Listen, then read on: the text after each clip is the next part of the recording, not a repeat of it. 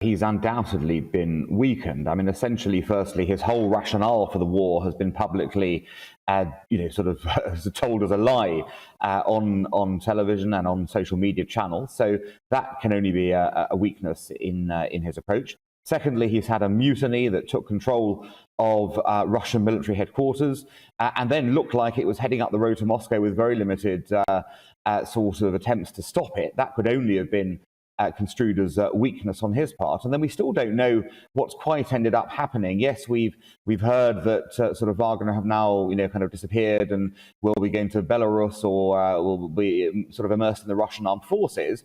But, it's unclear sort of even into the short term what that actually means in practice. There's a lot of uncertainty as a result.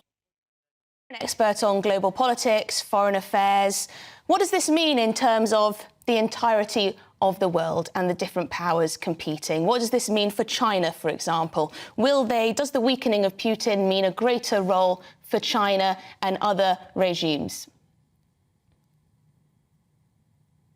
Well, I'm not sure it leads to a greater role for China in terms of in this conflict. I think Putin's weakening is really to be looked at in terms of what it means for Russia right now.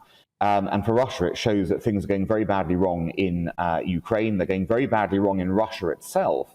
And it's less a question of others taking up the, if you like, the space that Putin took.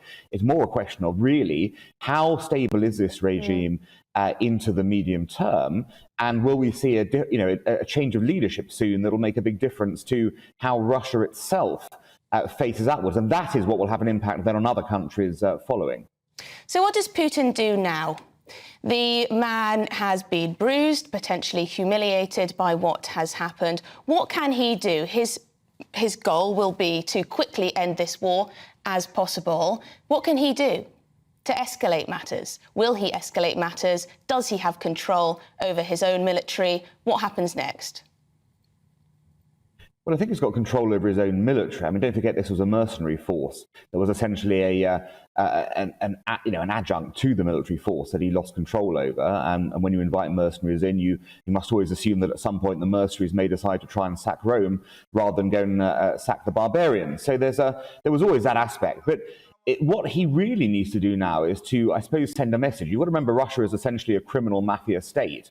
The Godfather's authority has been challenged. It's sort of been the challenge has been sort of seen off accidentally.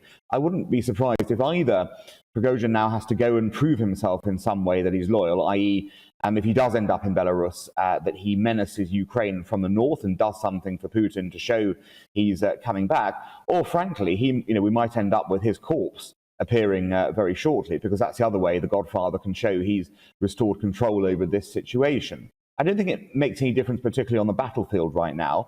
The counteroffensive isn't, leading to a massive sort of push through the Russian lines at the moment. So he can hold that firm in Ukraine itself. And it's really a question of how he reasserts, I suppose, internally his authority that now matters.